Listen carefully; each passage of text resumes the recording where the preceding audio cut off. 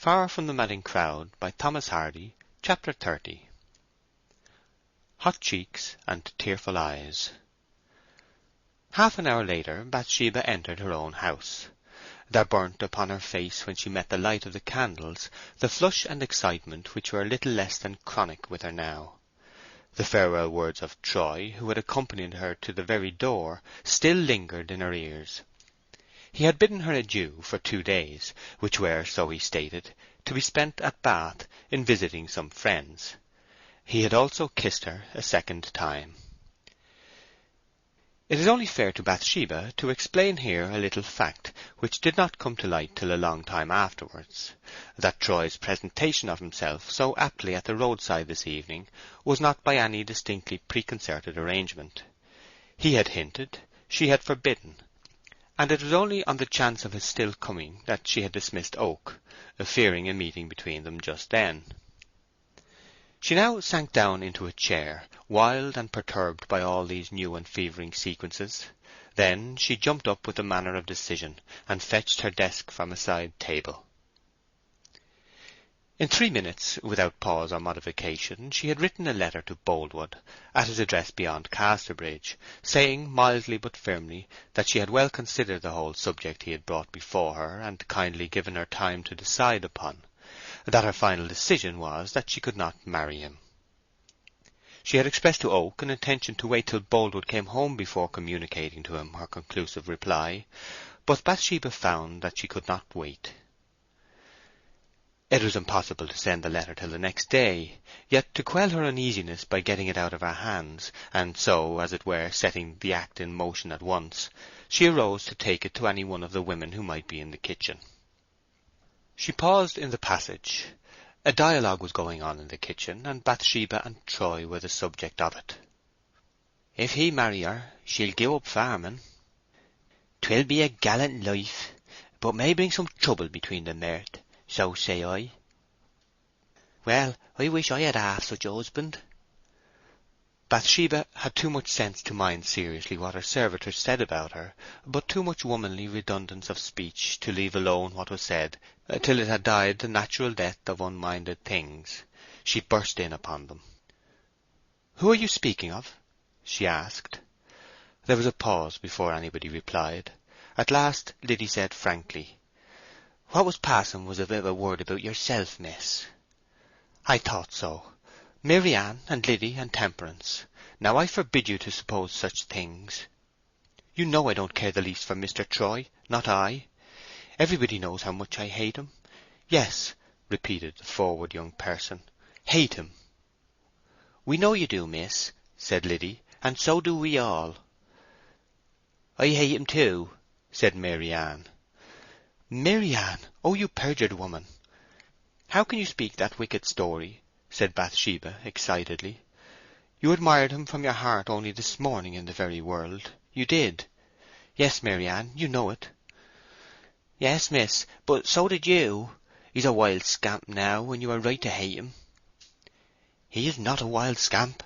How dare you to my face? I have no right to hate him, nor you, nor anybody. But I am a silly woman. What is it to me what he is? You know it is nothing. I don't care for him. I don't mean to defend his good name, not I. Mind this, if any of you say a word against him, you'll be dismissed instantly." She flung down the letter and surged back into the parlour with a big heart and tearful eyes, Liddy following her. "Oh, miss," said mild Liddy, looking pitifully into Bathsheba's face, "I am sorry we mistook you. I did think you cared for him, but I see you don't now."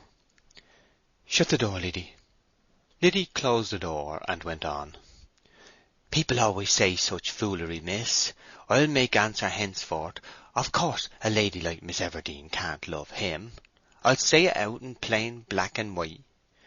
Bathsheba burst out, "Oh, Liddy, are you such a simpleton? Can't you read riddles? Can't you see? Are you a woman yourself?" Liddy's clear eyes rounded with wonderment. "Yes, you must be a blind thing, Liddy," she said in reckless abandonment and grief.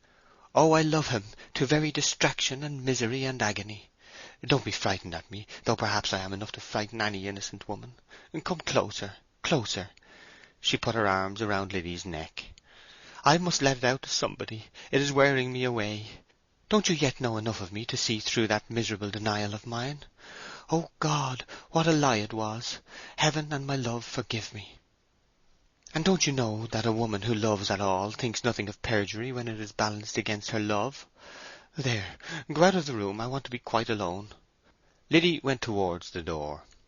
"Liddy, come here. Solemnly swear to me that he's not a fast man, that it is all lies they say about him."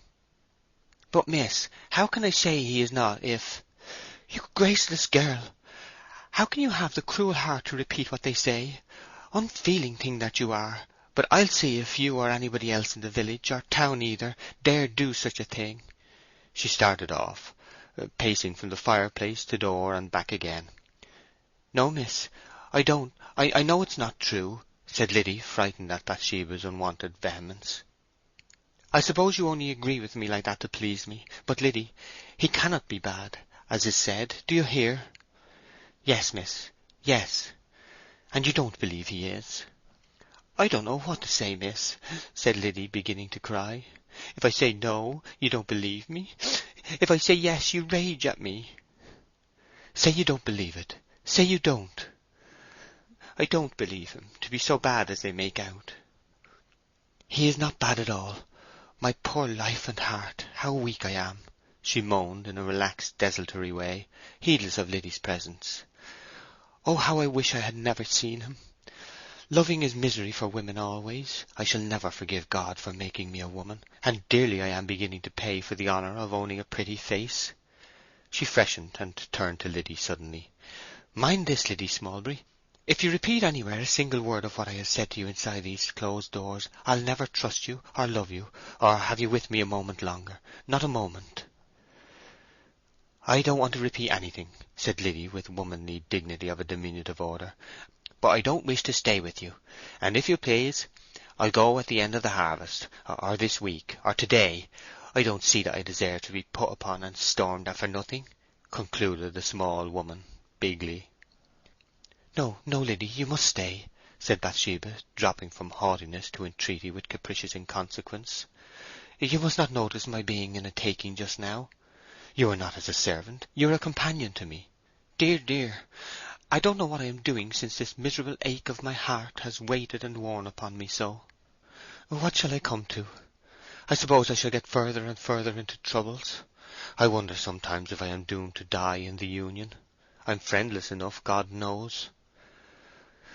"I won't notice anything, nor will I leave you," sobbed Liddy impulsively, putting her lips to Bathsheba's and kissing her. Then Bathsheba kissed Liddy, and all was smooth again. "I don't often cry, do I, Liddy? But you have made tears come into my eyes," she said, a smile shining through the moisture. "Try to think him a good man, won't you, dear Liddy?" "I will, miss, indeed. He is a sort of steady man in a wild way, you know.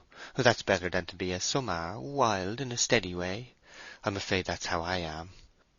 And promise me to keep my secret, do, Liddy, and do not let him know that I have been crying about him, because it will be dreadful for me, and no good to him, poor thing."